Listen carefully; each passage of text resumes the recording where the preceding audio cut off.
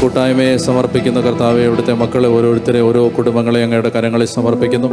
അങ്ങയുടെ കാരുണ്യത്തിനും സ്നേഹത്തിനും വേണ്ടി പ്രഭാതത്തിൽ ഞങ്ങൾ ആഗ്രഹിച്ച് പ്രാർത്ഥിക്കുന്നു. ശക്തമായ ദൈവകൃപയെ ഞങ്ങളെ നയിക്കണമേ, അനുഗ്രഹിക്കണമേ, അഭിഷേകം ചെയ്യണമേ. കർത്താവെ, ഈ കൂട്ടായ്മയിൽ അവിടുത്തെ കരം വെളിപ്പെടണമേ. അങ്ങ് ഞങ്ങളുടെ കൂടെയുണ്ട് എന്നുള്ള ബോധ്യം ഞങ്ങളിൽ ആഴപ്പെടുത്തണമേ. കർത്താവെ, അവിടുത്തെ കരം എല്ലാ ജീവിതാനുഭവങ്ങളിലും കാണാൻ ഞങ്ങളെ പഠിപ്പിക്കണമേ. കർത്താവെ, അങ്ങയുടെ മുഖത്തേക്ക് നോക്കി യാത്ര ചെയ്യാനും ജീവിക്കാനും ഞങ്ങളെ സഹായിക്കണമേ. കർത്താവെ, അവിടുത്തെ സ്നേഹത്തിൻ്റെ നീളവും വീതിയും ഉയരവും ആഴവും ഗ്രഹിക്കുവാൻ ഞങ്ങളെ സഹായിക്കണമേ. അവിടുന്ന് എത്ര നല്ലവനാണെന്ന് രുചിച്ചറിയാൻ ഞങ്ങളെ പഠിപ്പിക്കണമേ. കർത്താവെ, അങ്ങയുടെ സ്നേഹത്താൽ ഞങ്ങളെ നിറയ്ക്കണമേ. കർത്താവെ, അങ്ങയുടെ ആത്മാവിനാൽ ഞങ്ങളെ നിറയ്ക്കണമേ.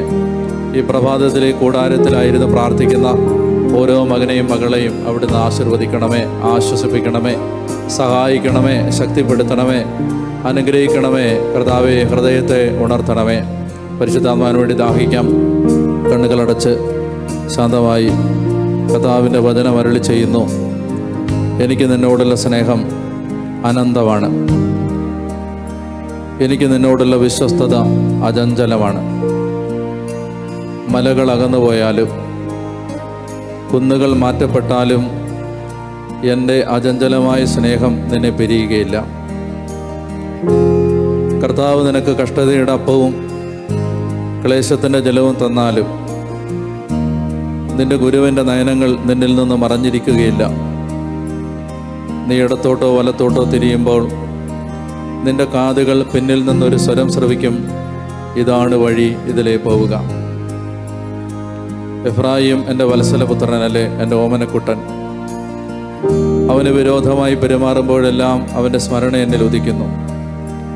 എനിക്ക് അവനോട് നിസ്സീമമായ കരുണ തോന്നുന്നു. യാക്കോബെ, നിന്നെ സൃഷ്ടിക്കുകയും ഇസ്രായേലെ നിന്നെ രൂപപ്പെടുത്തുകയും ചെയ്ത ദൈവമായ കർത്താവ് അരുളി ചെയ്യുന്നു.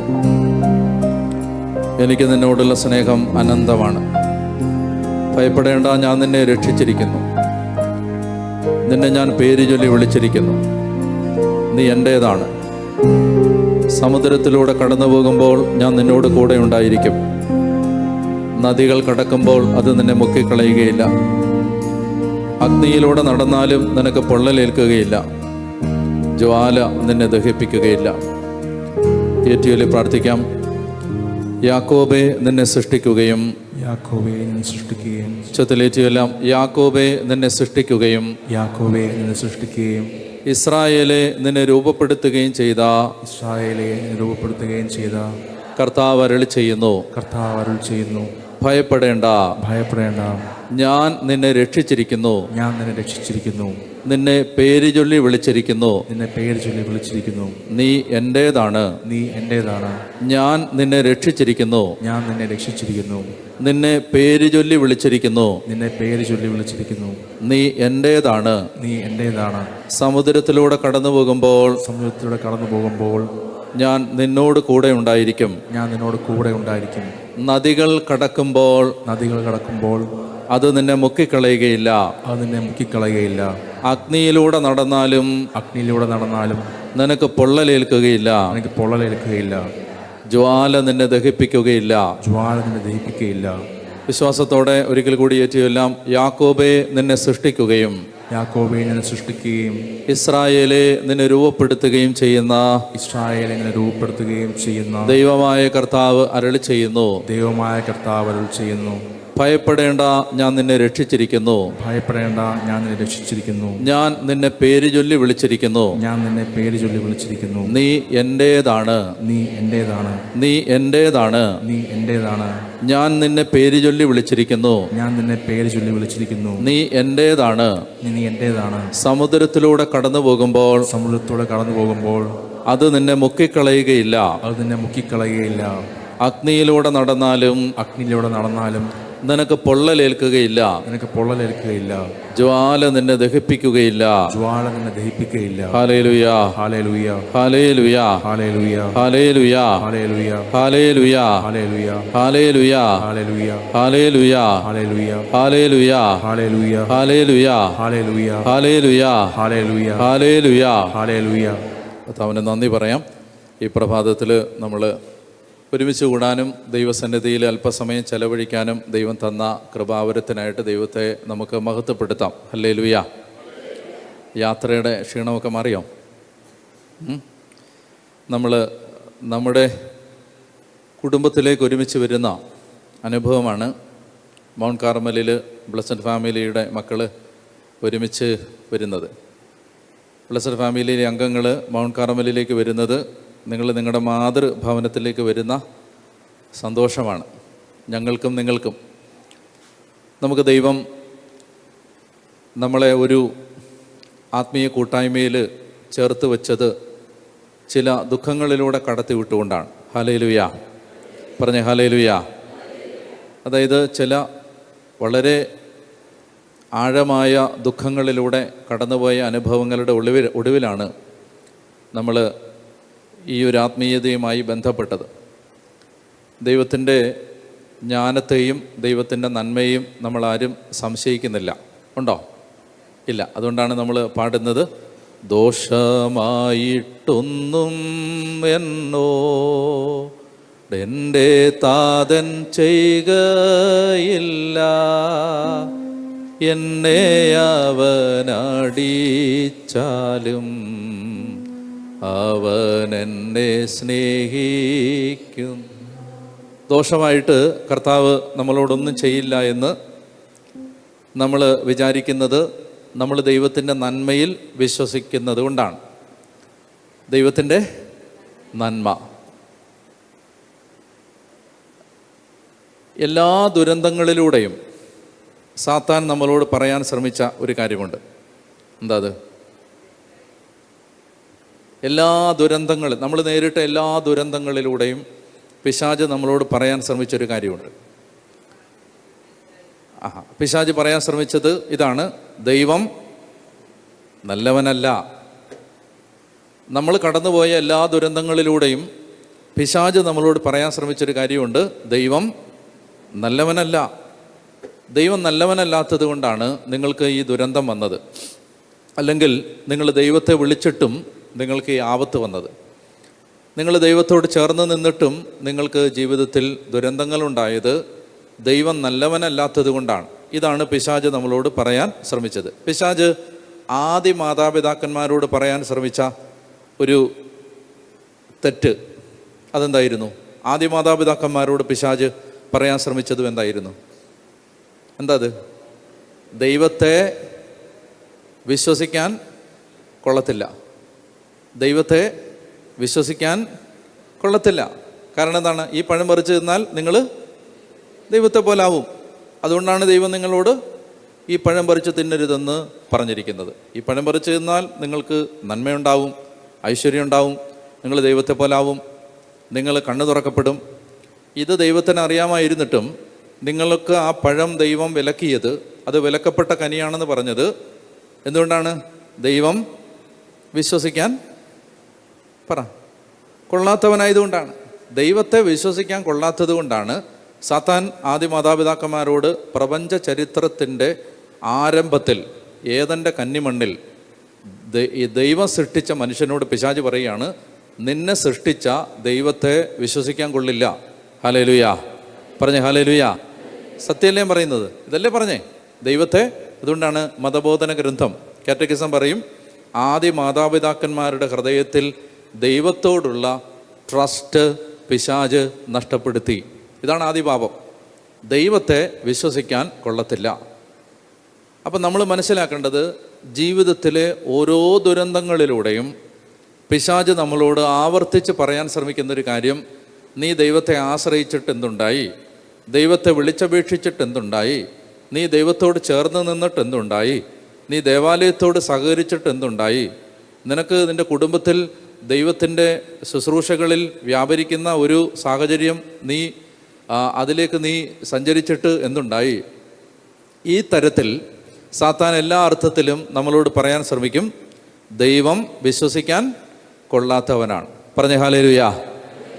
നിങ്ങൾക്ക് ഇത് ജീവിതത്തിലെ ഏതെങ്കിലും ഒരു നിമിഷം എനിക്കത് തോന്നിയിട്ടുണ്ട് എന്നുണ്ടെങ്കിൽ നിങ്ങളൊന്ന് കൈവെക്കണം. എനിക്ക് തോന്നിയിട്ടുണ്ട്, ഞാൻ കൈവെക്കുകയാണ്.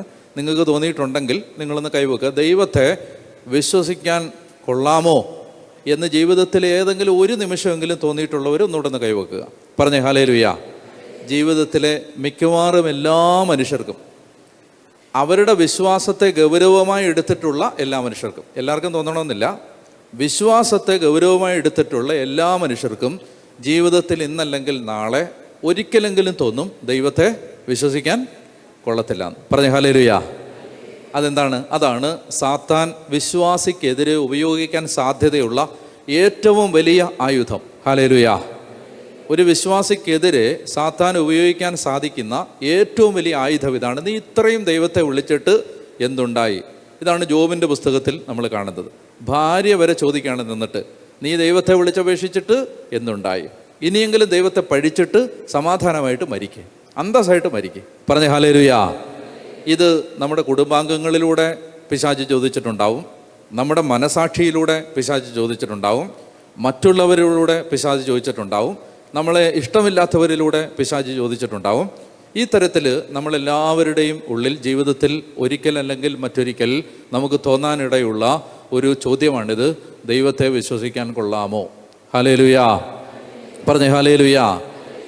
ഇത് ഈ ധാരണകൾ മനസ്സിൽ വെച്ചിട്ടാണ് പ്രഭാഷകൻ്റെ പുസ്തകത്തിൽ കർത്താവ് ഒരു വചനം വെളിപ്പെടുത്തും. പ്രഭാഷകൻ്റെ പുസ്തകത്തിൽ കർത്താവ് ഒരു വചനം വെളിപ്പെടുത്തും. പ്രഭാഷകൻ്റെ പുസ്തകം 1-ാമത്തെ അധ്യായത്തിലാണിത്.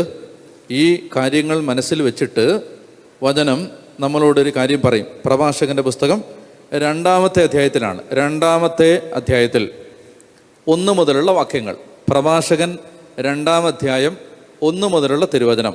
എൻ്റെ മകനെ, നീ കർത്തൃ ശുശ്രൂഷയ്ക്ക്, സ്ക്രീനിൽ നോക്കി വായിച്ചോ, സാവധാനം വായിക്കുക. എൻ്റെ മകനെ, നീ കർത്തൃ ശുശ്രൂഷയ്ക്ക് ഒരുമ്പെടുന്നെങ്കിൽ പ്രലോഭനങ്ങളെ നേരിടാൻ ഒരുങ്ങിയിരിക്കണം. നീ കർത്താവിനോട് ചേർന്ന് നിൽക്കാൻ ആഗ്രഹിക്കുന്നെങ്കിൽ എന്തു ചെയ്യണം? പ്രലോഭനങ്ങളെ നേരിടാൻ ഒരുങ്ങിയിരിക്കണം. അതായത് കർത്താവിനോട് ചേർന്ന് നിൽക്കുന്നവർക്ക് കർത്താവിനോട് ചേർന്ന് നിൽക്കാത്തവരെക്കാൾ കൂടുതൽ എന്തുണ്ടാവും? പറ. പ്രലോഭനം ഉണ്ടാവും, അല്ലേ? നിങ്ങൾ വിചാരിക്കുന്നുണ്ടോ ഡാനിയലച്ചന് പ്രലോഭനം ഇല്ലെന്ന്? ഇങ്ങൾക്കുള്ളതിൻ്റെ പണ്ട് നായ്ക്കമ്പറമ്പിലച്ഛനോടാണ് ഒരാൾ ചോദിച്ചത്, അച്ഛന് പ്രലോഭനം ഉണ്ടാവാറുണ്ടോയെന്ന്. അപ്പോൾ നായ്ക്കമ്പറമ്പിലച്ഛൻ പറഞ്ഞു, നിനക്കുണ്ടാവുമെന്ന് ചോദിച്ചു. അപ്പോൾ എനിക്കുണ്ടാവുമെന്ന് പറഞ്ഞു. നിനക്കുണ്ടാവുന്നതിൻ്റെ ഒരു 10 ഇരട്ടി എനിക്കുണ്ടാവാറുണ്ടെന്ന് പറഞ്ഞു. അപ്പോൾ പ്രലോഭനങ്ങൾ എല്ലാവർക്കും ഉണ്ടാവും. ആർക്കാണ് കൂടുതലുണ്ടാവുന്നത്? പറ. കർത്താവിനോട് ചേർന്ന് നിൽക്കുന്നവർക്കാണ് കൂടുതൽ പ്രലോഭനങ്ങൾ ഉണ്ടാവുന്നത്. ഹല്ലേലൂയ. എന്നൊക്കെ പറഞ്ഞേ ഹല്ലേലൂയ. പറഞ്ഞേ ഹല്ലേലൂയ. അവർക്ക് പറഞ്ഞേ ഹല്ലേലൂയ. കർത്താവിനോട് ചേർന്ന് നിൽക്കുന്നവർക്കാണ് കൂടുതൽ പ്രലോഭനം ഉണ്ടാകുന്നത്. അതുകൊണ്ടാണ് പ്രഭാഷകൻ 2:1 വായിക്കാം. പ്രഭാഷകൻ 2-ാം അധ്യായം 1-ാമത്തെ വാക്യം വായിച്ചേ. എൻ്റെ മകനെ, നീ കർത്തൃ ശുശ്രൂഷയ്ക്ക് ഒരുമ്പെടുന്നെങ്കിൽ പ്രലോഭനങ്ങളെ നേരിടാൻ ഒരുങ്ങിയിരിക്കണം. നീ കർത്തൃ ശുശ്രൂഷയ്ക്ക് ഒരുമ്പെടുന്നുണ്ടെങ്കിൽ പ്രലോഭനങ്ങളെ നേരിടാൻ ഒരുങ്ങിയിരിക്കണം. അടുത്ത വാക്യം, നിന്റെ ഹൃദയം അവക്രവും അചഞ്ചലവും ആയിരിക്കട്ടെ, ആപത്തിൽ അടിപതറരുത്. എന്നുറക്കെ പറയാം. ആപത്തിൽ, അത് മാത്രം ഒന്നുറക്കെ പറയാം, ആപത്തിൽ അടിപതറരുത്. അതായത് ദുരന്തം വരുമ്പോൾ താഴെ വീഴരുത്, പതറിപ്പോവരുത്. ആപത്തിൽ അടിപതറരുത്. എന്തു ചെയ്യണം? അവിടുത്തോട് വിട്ടകലാതെ ചേർന്ന് നിൽക്കുക. നിന്റെ അന്ത്യദിനങ്ങൾ ധന്യമായിരിക്കും. ഹല്ലേലൂയ. ഇപ്പം നീ കടന്നു പോകുന്നത് ദുഃഖത്തിലൂടെയാണെങ്കിലും നീ ഫിനിഷിംഗ് പോയിന്റിലെത്തുമ്പോൾ അത് ധന്യമായിരിക്കും. ഹല്ലേലൂയ. പറയുകയാണ്, ഇപ്പോൾ ഈ ആപത്തിൽ അടിപതറാതെ നിന്നാൽ വായിക്കാം, നിന്റെ അന്ത്യദിനങ്ങൾ ധന്യമായിരിക്കും. അപ്പോൾ വായിക്കാം, ആപത്തിൽ അടിപതറരുത്. ഉറക്കെ വായിക്കാം, ഉറക്കെ പറയാം. ആപത്തിൽ, ഉറക്കെ ഒന്നുകൂടെ, ആപത്തിൽ അടിപതറരുത്. പറയാം. അവിടുത്തോട് വിട്ടകലാതെ ചേർന്ന് നിൽക്കുക, നിന്റെ അന്ത്യദിനങ്ങൾ ധന്യമായിരിക്കും. അത് മാത്രം പറയാം, നിന്റെ അന്ത്യദിനങ്ങൾ ധന്യമായിരിക്കും. വാഗ്ദാനമാണ്. വിശ്വസിച്ചേറ്റെടുത്ത് മടങ്ങിപ്പോണം. ഒന്ന് വലതുകരം ഉയർത്തി 3 പ്രാവശ്യം ഏറ്റുപറയുക. എൻ്റെ അന്ത്യദിനങ്ങൾ ധന്യമായിരിക്കും.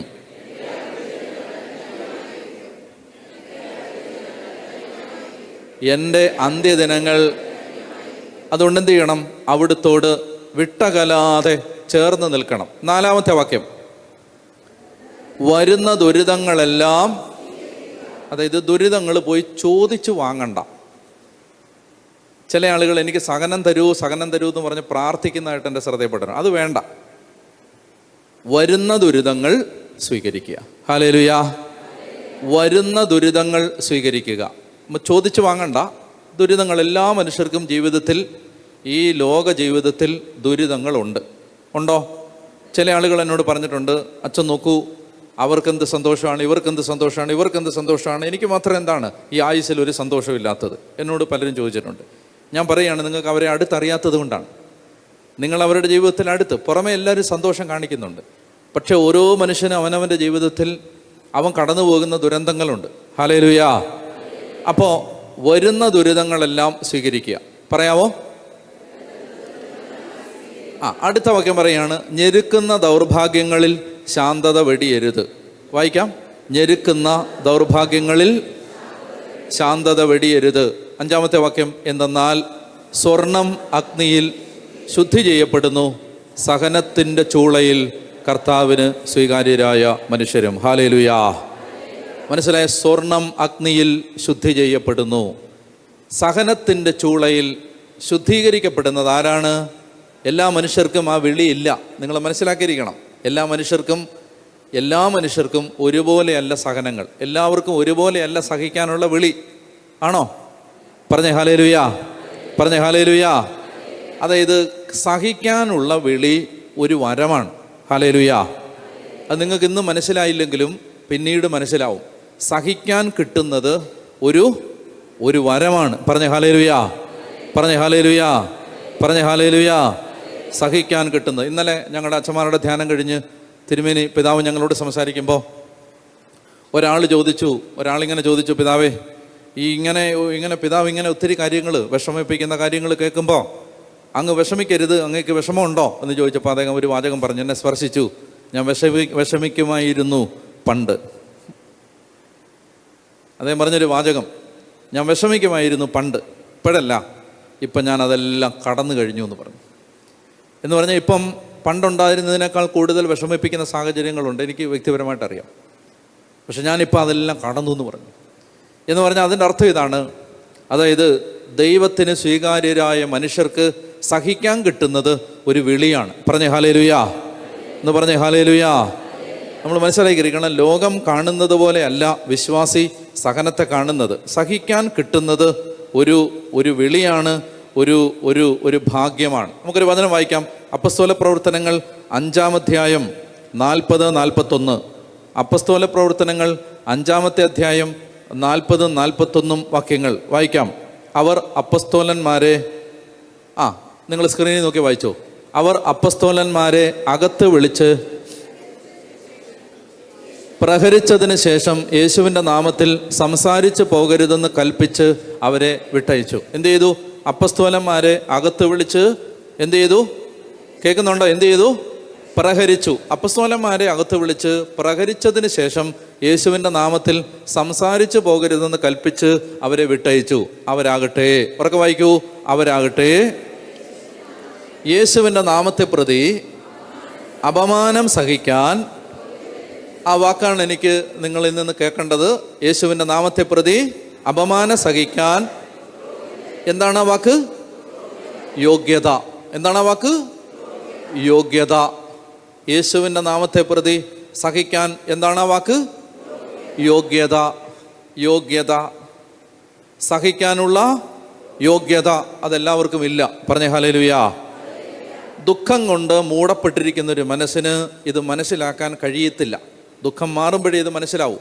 ദുഃഖം കൊണ്ട് മൂടപ്പെട്ട്, അതുകൊണ്ടാണ് ഹാഗാറിനോട് ദൈവദൂതൻ പറയുന്നത്, നീ കരച്ചിൽ നിർത്തിയിട്ട് തിരിഞ്ഞു നോക്കുക, ഒരു കിണർ നിനക്ക് വേണ്ടി തുറക്കപ്പെട്ടിട്ടുണ്ട്. എന്താണ് ഹാഗാറിനത് കാണാൻ പറ്റാത്തത്? ഹാഗാറിനത് കാണാൻ പറ്റാത്തത് കരച്ചിൽ കൊണ്ട് കണ്ണ് മൂടപ്പെട്ടിരിക്കുമ്പോൾ മുമ്പിൽ തുറന്നു കിടക്കുന്ന കൃപയുടെ കിണർ കാണാൻ പറ്റാതെ പോവും. ഹല്ലേലൂയാ. മനസ്സിലായോ? കരഞ്ഞ് ദുഃഖം നിറഞ്ഞൊരു മനസ്സിന് വെളിപാടുകൾ കാണാൻ പറ്റില്ല. ദൈവത്തിൻ്റെ വഴികൾ കാണാൻ പറ്റില്ല. അതുകൊണ്ട് ദുഃഖം മാറുമ്പോൾ മനസ്സിലാവും. ദുഃഖത്തിൽ നിറഞ്ഞിരിക്കുന്ന സമയത്ത് ഇത്തരം കാര്യങ്ങൾ നമുക്ക് മനസ്സിലാവില്ല. എന്നാൽ ദുഃഖത്തിൻ്റെ ആ മേലാപ്പ്, ആ മൂടാപ്പ്, ആ ആവരണം, ആ തിമിരം മാറിക്കഴിയുമ്പോൾ നമുക്കിത് മനസ്സിലാവും. ഹല്ലേലൂയ. അപ്പോൾ ഇവിടെ വചനം പറയുകയാണ്, യേശുവിൻ്റെ നാമത്തെ പ്രതി അപമാനം സഹിക്കാനുള്ള എന്താണ് ആ വാക്ക്? യോഗ്യത. അതുകൊണ്ട് ഞാൻ നിങ്ങളോട് പറയുകയാണ്, നിങ്ങൾക്ക് സഹിക്കാൻ ദൈവം എല്ലാവർക്കും ഓരോരുത്തർക്കും ഓരോ വിളിയാണ് ദൈവരാജ്യത്തിലുള്ളത്. ഓരോരുത്തർക്കും ഓരോ വിളിയാണ്. ഞാൻ പറഞ്ഞിട്ടുണ്ട്, നമുക്ക് വളരെ നമ്മുടെ ഈ ശുശ്രൂഷയോട് ഹൃദയം കൊണ്ട് അടുത്ത് നിൽക്കുന്ന, നമുക്ക് വേണ്ടി നിരന്തരം എല്ലാ ദിവസവും പ്രാർത്ഥിക്കുന്ന വൈദികരിൽ ഒരാളാണ് ബഹുമാനപ്പെട്ട പൊസേന്തി അച്ഛൻ. കേട്ടിട്ടുണ്ടോ അച്ഛനെക്കുറിച്ച്? പൊസേന്തി അച്ഛൻ എന്ന് പറഞ്ഞാൽ ഇവിടെ തൊട്ടടുത്ത് നാലാഞ്ചിറയിൽ ആശ്രമത്തിൽ താമസിക്കുന്ന ബദനി സന്യാസ സമൂഹത്തിലെ ബഹുമാനപ്പെട്ട ഒരു അച്ഛനാണ്. അച്ഛൻ ഏതാണ്ട് കഴിഞ്ഞ 10-35 വർഷമായിട്ട് തളർന്ന് കിടക്കുകയാണ്. അപ്പോൾ ഈ തളർന്ന് കിടക്കുന്ന അച്ഛന് ഈ വയനാട്ടിൽ വെച്ചൊരു ബസവകടത്തിലാണ് അച്ഛൻ്റെ ഈ സ്പൈനൽ കോഡ് ക്ഷതം സംഭവിച്ച് തളർന്നു പോയത്. അന്ന് വെല്ലൂർ മെഡിക്കൽ കോളേജ് അച്ഛന് നീട്ടിക്കൊടുത്ത ആയുസ് 6 മാസമാണ്. അപ്പോൾ 6 മാസത്തിനുള്ളിൽ ഈ ജീവിതം തീരും എന്ന് വിചാരിച്ച് അദ്ദേഹം വെല്ലൂർ ആശുപത്രിയിൽ കിടക്കുമ്പോൾ ഈ ഡോക്ടേഴ്സ് ആവാനും നഴ്സസ് ആവാനും പഠിക്കുന്ന കുട്ടികൾ, വിദ്യാർത്ഥികൾ, അവരുടെ ഒരു പ്രാർത്ഥനാ ഗ്രൂപ്പിൽപ്പെട്ടവർ ഈ ഡോക്ടേഴ്സും നഴ്സസും ഓരോ മുറികളിലും കയറി ഇറങ്ങി രോഗികൾക്ക് വേണ്ടി പ്രാർത്ഥിക്കുകയും അവരെ സന്ദർശിക്കുകയും ചെയ്യുമായിരുന്നു. അപ്പോൾ അച്ഛൻ്റെ മുറിയിൽ അവരെത്തി അച്ഛന് വേണ്ടി പ്രാർത്ഥിച്ചു. അപ്പോൾ അച്ഛനന്ന് ചെറുപ്പക്കാരനാണ്.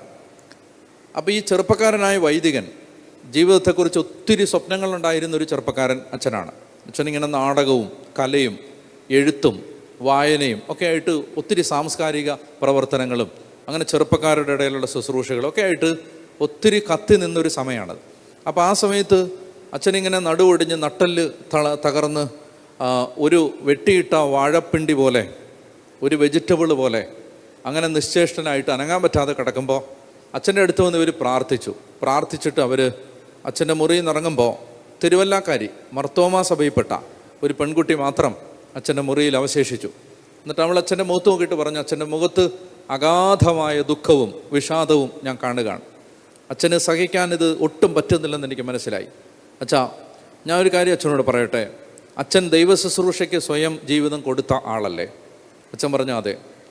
അച്ഛൻ സ്വമനസ്സോടുകൂടിയല്ലേ കർത്താവിനെ ശുശ്രൂഷയ്ക്ക് ഇറങ്ങി തിരിച്ചത്? അപ്പോൾ അച്ഛൻ പറഞ്ഞു, അതെ.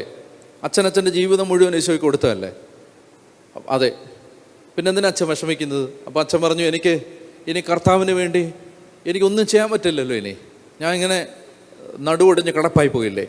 ഉടനെ ആ സഹോദരി, ആ പെൺകുട്ടി, ചെറിയ കുട്ടിയാണ്, അവൾ പറഞ്ഞു, അച്ഛാ, അച്ഛൻ കർത്താവിനെ ശുശ്രൂഷിക്കാൻ ജീവിതം കൊടുത്താണെങ്കിൽ ഞാനൊരു കാര്യം പറയട്ടെ, ഇത്രയും കാലം അച്ഛൻ കർത്താവിനെ ശുശ്രൂഷിച്ചത് അച്ഛൻ ഇഷ്ടപ്പെട്ട വിധത്തിലാണ്.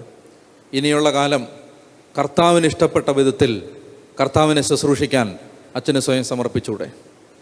അച്ഛന് എന്നോട് പറഞ്ഞിട്ടുണ്ട്, ആ ഒരൊറ്റ വാക്കിൽ നിന്നാണ് എൻ്റെ ജീവിതത്തിൻ്റെ 2ാം ഘട്ടം ആരംഭിക്കുന്നത്.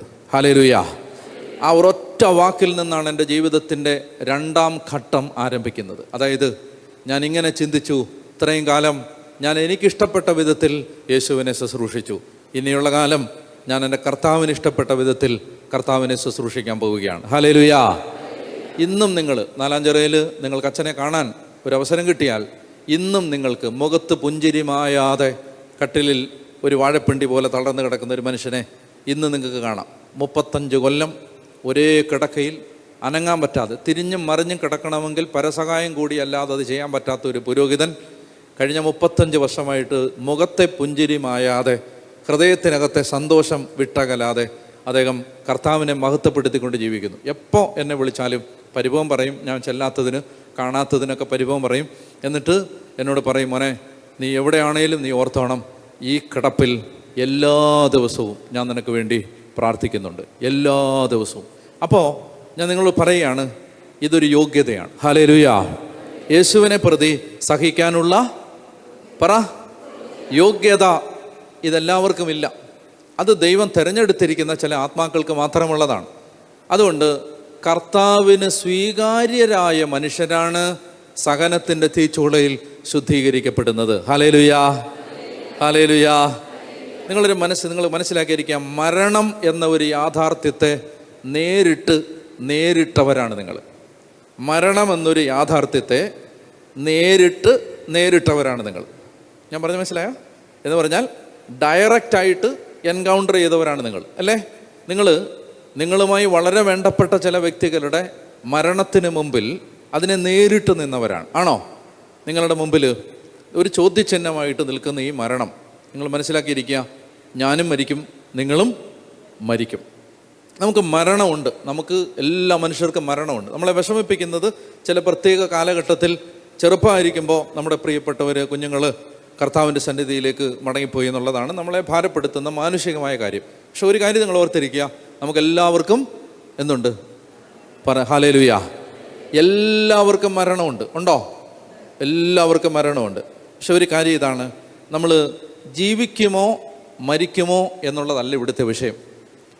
മരിച്ചതിന് ശേഷം എന്ത് എന്നുള്ളതാണ് നമ്മളെ അലട്ടേണ്ട വിഷയം.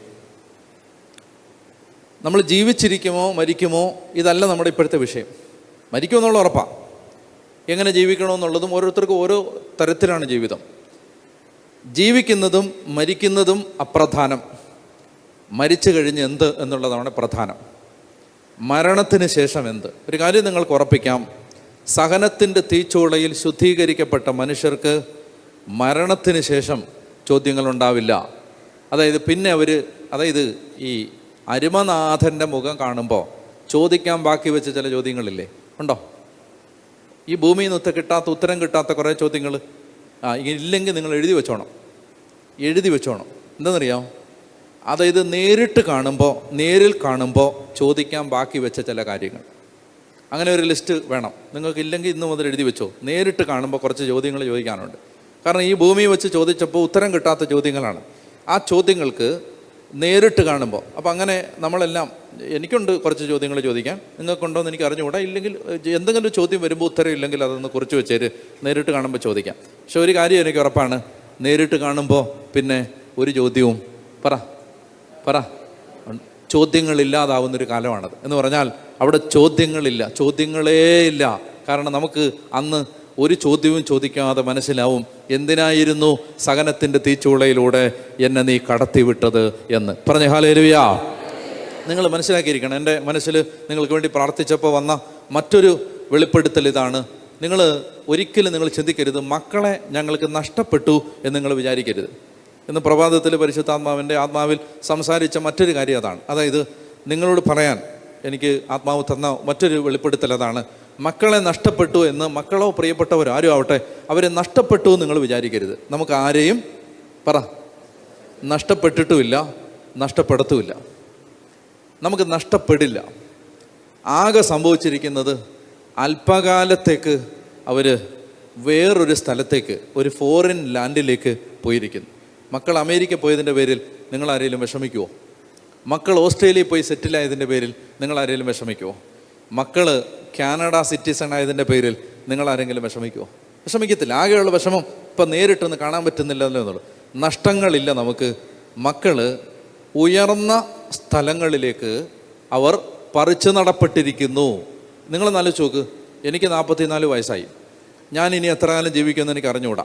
ഞാനൊരു 25 കൊല്ലം കൂടെ ജീവിക്കുമെന്ന്, ഉദാഹരണത്തിന്, അത്യാഗ്രഹമാണ്, എന്നാലും ഒരു 25 കൊല്ലം കൂടെ ജീവിക്കുമെന്ന് ഇരിക്കട്ടെ. ഈ 25 കൊല്ലം കഴിയുമ്പോൾ ഞാൻ മരിക്കും. അപ്പോൾ നിങ്ങൾ മനസ്സിലാക്കിയിരിക്കുക, ഞാൻ മരിച്ചു കഴിയുമ്പോൾ 25 കൊല്ലം കൂടെ അല്ലേ ഉള്ളൂ.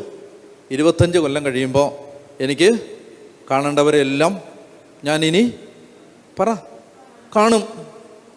ഇനി കണ്ടു കഴിഞ്ഞാൽ പിന്നെ ആ ലോകത്തിന് അവസാനമില്ല. അവിടെ മരണമില്ല. മനസ്സിലാവുന്നുണ്ടോ? വെളിപാട് പുസ്തകത്തിൽ പറയാണ്, അവിടെ മരണമില്ല, അവിടെ ദുഃഖമില്ല, അവിടെ മുറവിളിയില്ല, അവിടെ കണ്ണുനീരില്ല. പറഞ്ഞ ഹല്ലേലൂയ. വിശ്വാസത്തിൻ്റെ ഈ മറുലോകത്തിലേക്ക് കണ്ണ് തുറന്നു വെച്ചിരിക്കുന്ന ഒരു വിശ്വാസിക്ക് നഷ്ടങ്ങളില്ല. പറഞ്ഞ ഹല്ലേലൂയ. പറഞ്ഞ ഹല്ലേലൂയ. അതുകൊണ്ട് വായിക്കാം. പ്രഭാഷകന്റെ പുസ്തകം 2-ാം അധ്യായത്തിൽ കർത്താവിന് സ്വീകാര്യരായ മനുഷ്യരാണ് സഹനത്തിൻ്റെ തീച്ചൂളയിൽ ശുദ്ധീകരിക്കപ്പെടുന്നത്. വായിക്കാം. പ്രഭാഷകന്റെ പുസ്തകത്തിൻ്റെ 2-ാമത്തെ അധ്യായത്തിൽ നമ്മൾ കാണുകയാണ് കർത്താവിന് സ്വീകാര്യരായ മനുഷ്യരാണ്. വായിക്കാം വാക്യം 5. പ്രഭാഷകൻ 2:5 ഉറക്കെ വായിക്കാം. പ്രഭാഷകൻ 2:5. എന്തെന്നാൽ സ്വർണം അഗ്നിയിൽ ശുദ്ധി ചെയ്യപ്പെടുന്നു, സഹനത്തിൻ്റെ ചൂളയിൽ കർത്താവിന് സ്വീകാര്യരായ മനുഷ്യരും. സഹനത്തിൻ്റെ തീച്ചൂളയിൽ കർത്താവിന് സ്വീകാര്യരായ മനുഷ്യരാണ് ശുദ്ധീകരിക്കപ്പെടുന്നത്. അടുത്ത വാക്യം, കർത്താവിൽ ആശ്രയിക്കുക, അവിടുന്ന് നിന്നെ സഹായിക്കും. നേരായ മാർഗത്തിൽ ചരിക്കുക, കർത്താവിൽ പ്രത്യാശ അർപ്പിക്കുക. കർത്താവിൻ്റെ ഭക്തരെ, അവിടുത്തെ കരുണയ്ക്ക് വേണ്ടി വായിക്കേ, കാത്തിരിക്കുവിൻ, വീഴാതിരിക്കാൻ വഴിതെറ്റരുത്. കർത്താവിൻ്റെ ഭക്തരെ, അവിടുത്തെ ആശ്രയിക്കുവിൻ, പ്രതിഫലം ലഭിക്കാതിരിക്കുകയില്ല. കർത്താവിൻ്റെ ഭക്തരെ, ഐശ്വര്യവും നിത്യാനന്ദവും അനുഗ്രഹവും പ്രതീക്ഷിക്കുവിൻ. 10-ാമത്തെ വാക്യം, കഴിഞ്ഞ തലമുറകളെപ്പറ്റി ചിന്തിക്കുവിൻ. കർത്താവിനെ ആശ്രയിച്ചിട്ട് ആരാണ് ഭഗ്നാശരായത്? പറഞ്ഞേ ഹല്ലേലൂയാ. വചനം പറയാണ്, കർത്താവിനെ ആശ്രയിച്ചിട്ട് ആരാണ് ഭഗ്നാശരായത്? മരണം വന്ന് മുമ്പിൽ നിന്നപ്പോൾ, പ്രിയപ്പെട്ടവരെ അല്പകാലത്തേക്ക് കാണാൻ പറ്റാത്ത അവസ്ഥയിലായപ്പോൾ, മക്കൾ തങ്ങൾ എവിടെ നിന്ന് വന്നോ അവിടേക്ക് തിരിച്ചു പോയപ്പോൾ, നമ്മുടെ ഹൃദയം തകർന്നിരിക്കുന്ന അവസ്ഥയിൽ പരിശുദ്ധാത്മാവ് പറയുകയാണ്, നിങ്ങൾ കാത്തിരിക്കുക, പ്രത്യാശ വെക്കുക, മനസ്സ് മടുക്കരുത്, അടി പതറരുത്. ഇത് യോഗ്യതയാണ്. കർത്താവിനെ ആശ്രയിക്കുക, കഴിഞ്ഞ തലമുറകളെപ്പറ്റി ചിന്തിക്കുക. കർത്താവിനെ ആശ്രയിച്ചിട്ട് ആരാണ് ഭഗ്നാശരായത്? കർത്താവിനെ വിളിച്ചപേക്ഷിച്ചിട്ട് ആരാണ് അവഗണിക്കപ്പെട്ടത്? എന്നൊക്കെ പറഞ്ഞേ ഹല്ലേലൂയാ, ഹല്ലേലൂയാ. ഒന്ന് കരങ്ങൾ ഉയർത്തി വിട്ടുകൊടുത്തൊന്ന് സ്തുതിച്ചേ. ഹല്ലേലൂയാ, ഹല്ലേലൂയാ. പരിശുദ്ധാത്മാവേ നന്ദി, നന്ദി, നന്ദി, ആരാധന. ഹല്ലേലൂയാ, ഹല്ലേലൂയാ, ഹല്ലേലൂയാ, ഹല്ലേലൂയാ. പരിശുദ്ധാത്മാവേ നന്ദി, ആരാധന. സ്തുതിക്കുന്നു, സ്തുതിക്കുന്നു, സ്തുതിക്കുന്നു, സ്തുതിക്കുന്നു, സ്തുതിക്കുന്നു. പരിശുദ്ധാത്മാവേ നന്ദി, ആരാധന, ആരാധന, ആരാധന, ആരാധന, ആരാധന, ആരാധന, ആരാധന. പരിശുദ്ധാത്മാവേ നന്ദി, സ്തുതിക്കുന്നു, സ്തുതിക്കുന്നു, സ്തുതിക്കുന്നു, സ്തുതിക്കുന്നു, സ്തുതിക്കുന്നു. പരിശുദ്ധാത്മാവേ സ്തുതിക്കുന്നു, സ്തുതിക്കുന്നു, സ്തുതിക്കുന്നു, സ്തുതിക്കുന്നു, സ്തുതിക്കുന്നു. പരിശുദ്ധാത്മാവേ ആരാധിക്കുന്നു, സ്തുതിക്കുന്നു. ഹല്ലേലൂയ, ഹല്ലേലൂയ, ഹല്ലേലൂയ, ഹല്ലേലൂയ, ഹല്ലേലൂയ, ഹല്ലേലൂയ, ഹല്ലേലൂയ, ഹല്ലേലൂയ, ഹല്ലേലൂയ, ഹല്ലേലൂയ, ഹല്ലേലൂയ, ഹല്ലേലൂയ. ആരാധന, ആരാധന, ആരാധന, ആരാധന, ആരാധന, ആരാധന, ആരാധന, ആരാധന. പറഞ്ഞേ ഹല്ലേലൂയ, പറഞ്ഞേ ഹല്ലേലൂയ, ഹല്ലേലൂയ.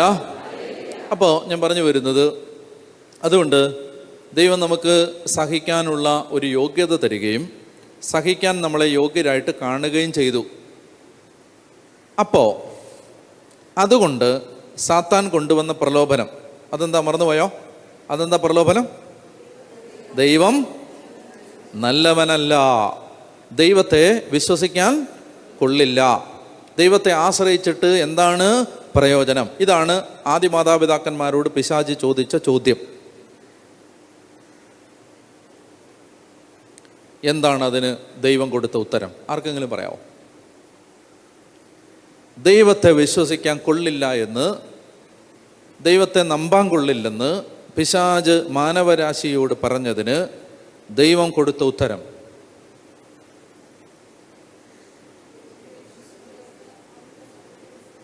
ദൈവം ഒരു ഉത്തരം കൊടുത്തു. ദൈവം ഒരു ഉത്തരം, ഒരു നല്ല മറുപടി. പിശാചിൻ്റെ വായടപ്പിക്കുന്ന, ആധിപത്യങ്ങളെ അധികാരങ്ങളെ നിരായുധമാക്കുന്ന, അവൻ്റെ വാ മൂടി കെട്ടുന്ന, ഇനി മേലിൽ അവൻ ആ ചോദ്യം ചോദിക്കാൻ പറ്റാത്ത ഒരു ഉത്തരം.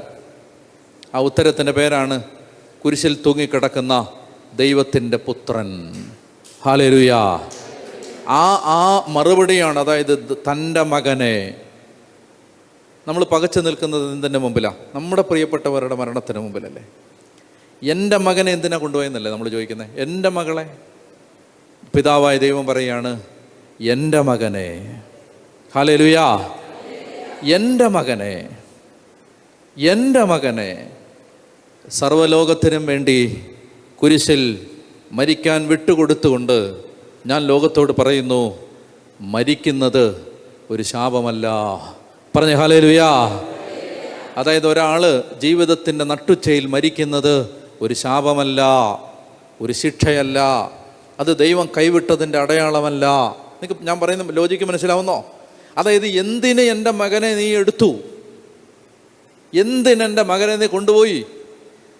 എന്തിനെൻ്റെ മകളെ നീ കൊണ്ടുപോയി എന്ന് ഇത് നമ്മുടെ മനസ്സിൽ ചോദിപ്പിച്ചിട്ട് സാത്താൻ നമ്മളോട് പറഞ്ഞു ദൈവം കൊള്ളരുതാത്തവനാണ്, ദൈവം നല്ലവനല്ല, പിതാവ് നല്ലവനല്ല, ദൈവത്തിന് നിങ്ങളോട് സ്നേഹമില്ല. ദൈവം ചരിത്രത്തിൽ അതിനൊരു മറുപടി കൊടുത്തു. ആ മറുപടിയാണ് കുരിശിൽ തൂങ്ങപ്പെട്ട പുത്രനായ യേശു തൻ്റെ മകനെ സർവ്വലോകത്തിൻ്റെയും പാപങ്ങൾക്ക് പരിഹാരമായി കുരിശിൽ വിട്ടുകൊടുത്തുകൊണ്ട് ദൈവം സാത്താനോടും ലോകത്തോടും മറുപടി പറഞ്ഞു, മകനെ മരിക്കാൻ വിട്ടുകൊടുക്കുന്നത് ശിക്ഷയല്ല, രക്ഷയാണ്. ഹല്ലേലൂയാ, രക്ഷയാണ്. അപ്പോൾ പ്രിയപ്പെട്ടവരെ, നമുക്കിത് അതുകൊണ്ടാണ് കുരിശിൻ്റെ ചുവട്ടിൽ പരിശുദ്ധ അമ്മ കരയാതെ നിന്നത്. കുരിശിൻ്റെ ചുവട്ടിൽ അമ്മ തകരാതെ നിന്നത്, തോൽക്കാതെ നിന്നത്. കുരിശിൻ്റെ ചുവട്ടിൽ അമ്മ അവിശ്വാസിയാകാതെ നിന്നത്. അമ്മയ്ക്കറിയാം, ഈ മകനെ മരണത്തിന് വിട്ടുകൊടുക്കുന്നത് ശാപമല്ല, മറിച്ച് രക്ഷയാണ്, രക്ഷ. നമുക്കിത് മനസ്സിലാവില്ല. ഈ ഭാഷ നമുക്ക് മനസ്സിലാകണമെങ്കിൽ നമ്മൾ ദൈവത്തെ കാണണം, എന്നാൽ നമുക്ക് മനസ്സിലാവും. പറഞ്ഞേ ഹല്ലേലൂയാ. അതായത് ഞാനൊരു കാര്യം നിങ്ങളോട് പറയാം. നിങ്ങൾക്ക് സ്വർഗത്തിൽ ഒരുപാട് പ്രതിഫലമുണ്ട്. ആമേൻ. ഒരുപാട് പ്രതിഫലമുണ്ട്. നിങ്ങളെല്ലാം സ്വർഗത്തിൽ പോവും, അത് ഉറപ്പാണ്. മനസ്സിലായോ? നിങ്ങളുടെ ചിലവിലല്ലേലും നിങ്ങളുടെ പിള്ളേരുടെ ചിലവിലെങ്കിലും പോവും. ഹല്ലേലൂയാ. മനസ്സിലായോ? നിങ്ങൾ സ്വർഗത്തിൽ പോവും.